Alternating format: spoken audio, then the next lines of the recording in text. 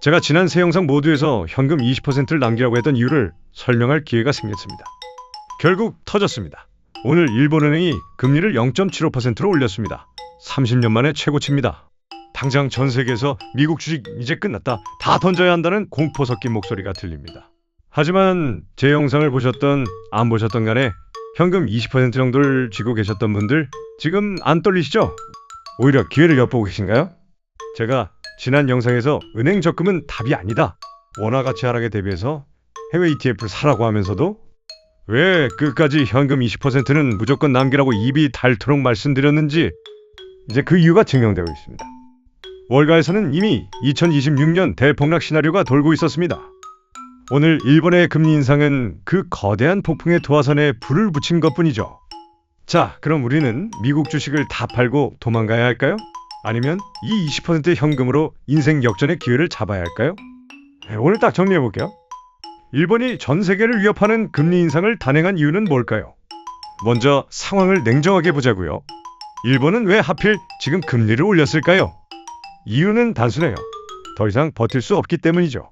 지난 수십 년간 일본은 물가가 오르지 않는 디플레이션의 늪에 빠져 있었습니다. 그래서 금리를 거의 0%로 유지해왔죠.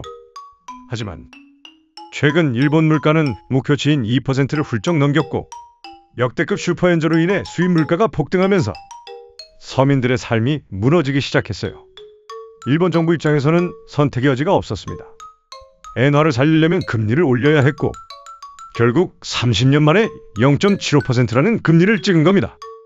여기서 진짜 무서운 게 등장합니다. 바로 엔캐리 트레이드입니다. 개념은 단순해요. 일본에서 거의 0%에 가까운 금리로 돈을 빌립니다. 그리고 그 돈을 미국처럼 금리가 높은 나라에 투자합니다.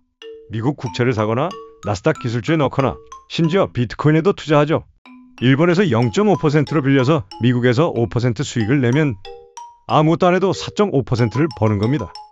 엔화가 약세를 유지하면 환차익까지 챙기고요. 1997년 영국 이코노미스트지가 이 현상을 처음 보도했을 때 와타나베 부인이라는 별명을 붙였습니다. 일본의 전업주부들이 이 방법으로 거액을 굴리고 있었거든요. 그런데 이 전략이 작동하려면 두 가지 조건이 필요합니다. 일본 금리가 낮아야 하고 엔화가 약세를 유지해야 합니다. 이 두 조건 중 하나도 깨지면 전 세계에 퍼져있던 엔캐리 자금이 일본으로 돌아가기 시작합니다. 미국 주식을 팔고 미국 국채를 팔고 비트코인을 팔아서 빌린 엔화를 갚아야 하니까요. 한국은행 추정에 따르면 전체 엔캐리 트레이드 규모는 약 506조 엔, 우리 돈 4,800조 원입니다. 이 중 당장 청산 가능성이 높은 자금만 32조 7천억엔 약 310조 원이에요. 이 어마어마한 돈이 한꺼번에 움직이기 시작하면 어떤 일이 벌어질까요? 2024년 검은 월요일이 다시 올까요? 시청자분들 중에 2024년 8월 5일을 기억하시는 분이 계신가요?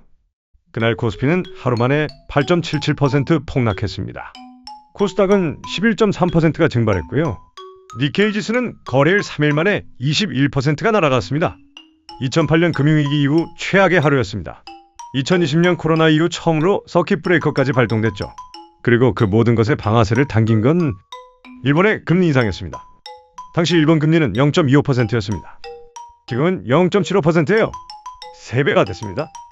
더 무서운 건 일본이 미국 국채 최대 보유국이라는 사실입니다.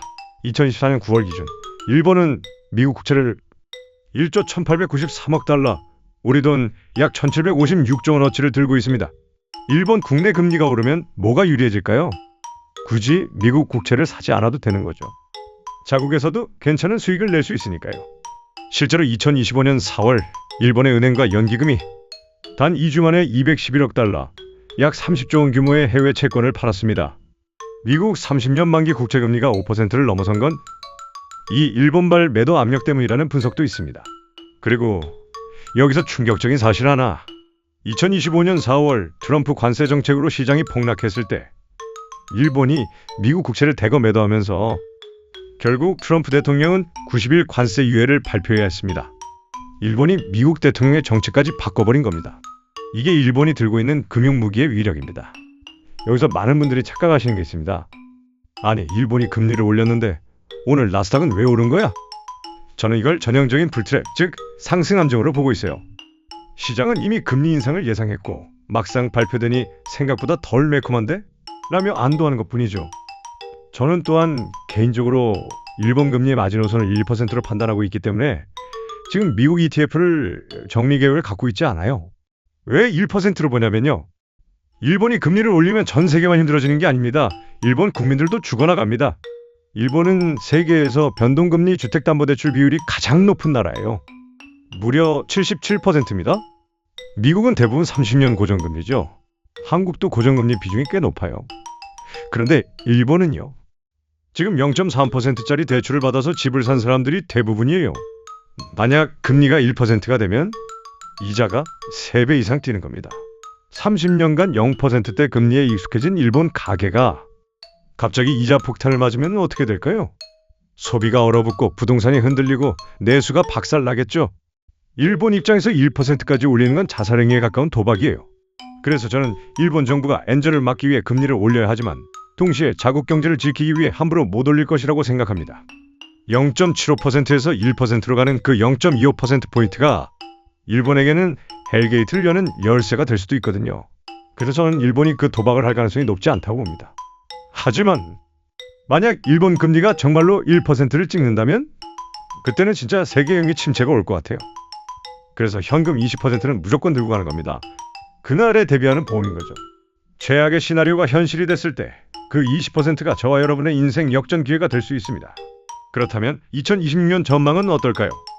골드만삭스, JP모건 같은 월가 IB들은 2026년 말 S&P 500 목표치를 7,300에서 8,100포인트 사이로 제시하고 있습니다. 현재 레벨이 10에서 20% 더 오를 수 있다는 낙관론이죠. 하지만 뱅크 오브 아메리카는 충격적인 보고서를 냈습니다. 미국 주식시장에 잃어버린 10년이 올 수 있다.